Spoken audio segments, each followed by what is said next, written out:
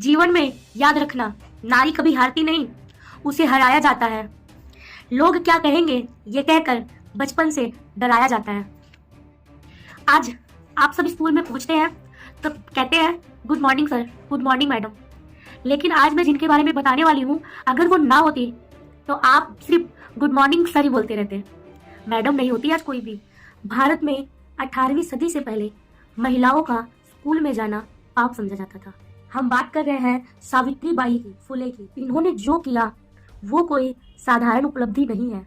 आइए अब हम बात करते हैं सावित्री फुले जी के बारे में। 1831 का साल था, जनवरी का महीना था। 3 तारीख जन्म हुआ फुले जी का, जो कि देश की पहली महिला शिक्षिका बनी। महाराष्ट्र के पुणे में एक दलित परिवार में उनका जन्म हुआ। उनके पिताजी का नाम खंडूजी नेवसे था, उनकी माताजी का नाम लक्ष्मीबाई था। मात्र 9 साल की उम्र में उनकी शादी करा दी गई। उनका बचपन का एक किस्सा है कि वो अंग्रेजी किताब पढ़ने की कोशिश कर रही थी। उनके पिताजी खंडूजी ने देख लिया और वो किताब के पन्ने फाड़ के फेंक दिए और उनको समझाया कि बेटा, हम जिस जाति से हैं, हमें पढ़ने लिखने का अधिकार नहीं है। तब से सावित्री बाई के मन में शिक्षा को लेकर एक आग जल चुकी थी कि मैं पढ़ूं और मेरे पीछे मेरे साथ जितनी बालिकाएं हैं, छोटी छोटी बच्चियां हैं, उनको भी पढ़ाऊं। इसी थॉट के साथ में वो ससुराल में पहुंच चुकी थी, जिनसे उनकी शादी हुई, जिन्हें बाद में महात्मा की उपाधि मिली, ज्योतिराव फुले जी। ज्योतिबा, जिनको ये मालूम चला कि उनकी पत्नी पढ़ना लिखना चाहती है, तो उन्होंने भी उनका साथ दिया। अब घर में तो पढ़ा नहीं सकते थे क्योंकि माहौल ही ऐसा नहीं था। ज्योतिबा जहाँ खेत में काम करते थे, वहाँ पे जब सावित्री जी खाना लेके जाती थी उनके लिए, तो वो उन्हें खेत में पढ़ाते थे। लेकिन ये बात कितने समय तक के लिए छुप थी। जैसे ये बात घर वालों को, ससुराल वालों को पता चली, तो दोनों को ही घर से बाहर निकाल दिया गया। इनकी जीवन यात्रा एक अद्भुत यात्रा है।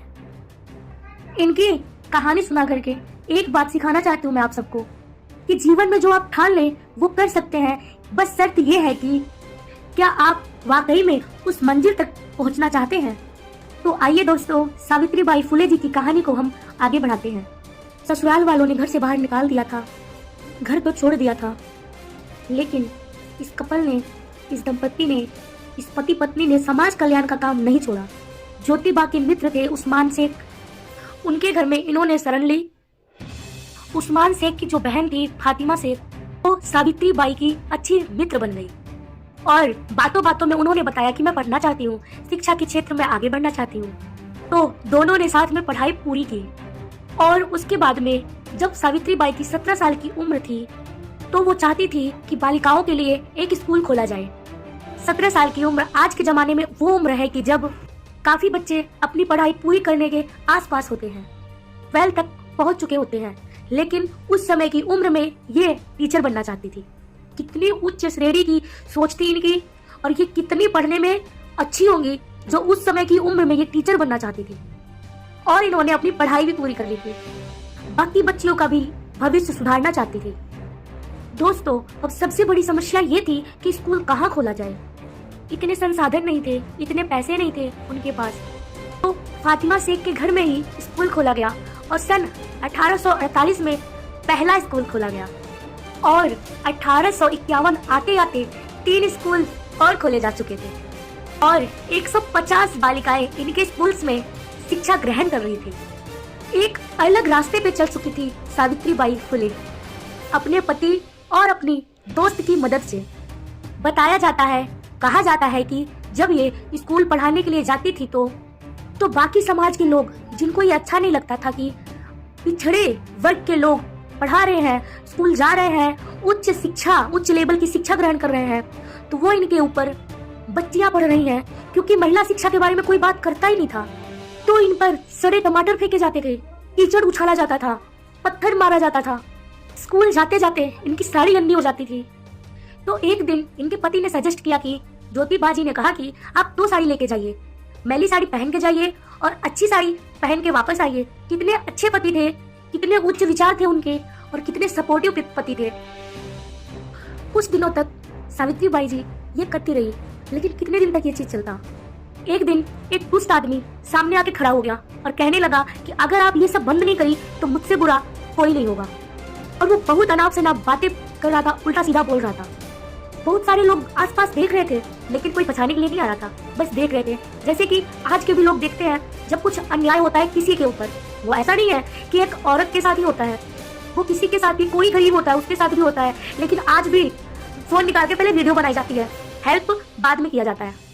वो कहते हैं ना, जब कोई हेल्प करने के लिए ना आए, आपका साथ देने के लिए ना आए, तो अपनी आवाज बुलंद करनी चाहिए और खुद एक्शन कर लेना चाहिए। तो सावित्री बाई जी ने ऐसा ही किया, खुद आगे बढ़ी, अपना आवाज बुलंद किया और चढ़ के एक तमाचा लगाया।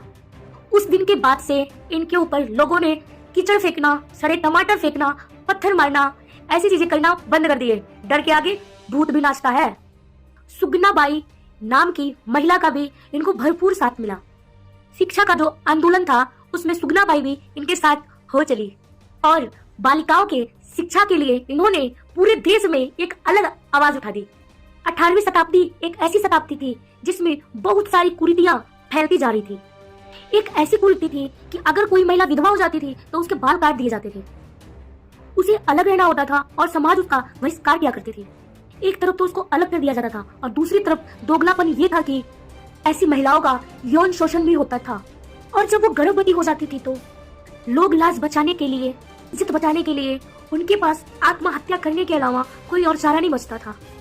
सावित्री बाई फुले जी ने महिला शिक्षा के लिए काम तो किया ही, लेकिन जो ऐसी कुरीतियां थी इनको मिटाने के लिए भी भरपूर प्रयास किया।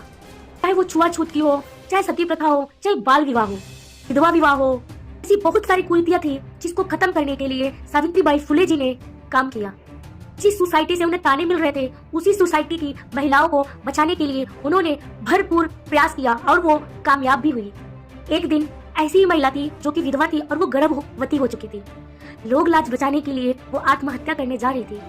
उसका जीवन बचाया सावित्री बाई फुले जी ने और जिस बच्चे को उसने जन्म दिया उसको सावित्री बाई फुले जी ने अपना दत्तक पुत्र माना और अपने साथ रखा, अपना बेटा बना के जीवन में उसे आगे बढ़ाया। उस बेटे का नाम जसवंत राव रखा गया जो कि आगे चल के डॉक्टर बने और उन्होंने भी समाज कल्याण के लिए बहुत सारे काम किए। सावित्री बाई फुले जी किस तरीके से इन कुरीतियों को मिटाना चाहती थी आपको इस बात से समझ में आएगा। उन्होंने अपने घर में ही एक कुआं खुदवा दिया था और उस कुएं का पानी कोई भी आके पी सकता था। कि ये वो जमाना था, नीची जाति लोगों की अगर छाया भी पड़ जाती थी तो उन्हें घृणा के रूप में देखा जाता था। पीने के पानी तक का जिनको अधिकार नहीं था उनके लिए कुआं खुदवा दिया था सावित्री बाई फुले जी ने।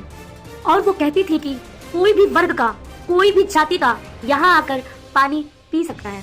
और समाज के बीच में जो दरारें थी, जो खाई थी, उसको मिटाने का काम किया सावित्री बाई फुले जी ने और उनके पति महात्मा ज्योतिराव फुले जी ने। समाज कल्याण का काम लगातार सावित्री बाई फुले करती चली गई। 18वीं शताब्दी खत्म होने को आई थी। साल था 1897। दुनिया में एक महामारी फैल चुकी थी, प्लेग नाम की, जो कि इंडिया में भी पहुंच चुकी थी। और ये जो प्लेग फैला था तो इससे लोग बीमार ना हो, लोग बचे रहें और वो जल्द ठीक हो जाए और वो जल्द स्वस्थ हो जाए, इस काम में सावित्री बाई फुले जी और उनका परिवार लग चुका था। सावित्री बाई के जो बेटे थे यशवंत राव, जो कि डॉक्टर बन चुके थे, उन्होंने हॉस्पिटल इसी काम के लिए खोल दिया था। सावित्री बाई का काम ये था कि वो रोगियों को हॉस्पिटल तक लेके जाती थी। बाकी का काम जो था उनके बेटे जो थे वो देखते थे।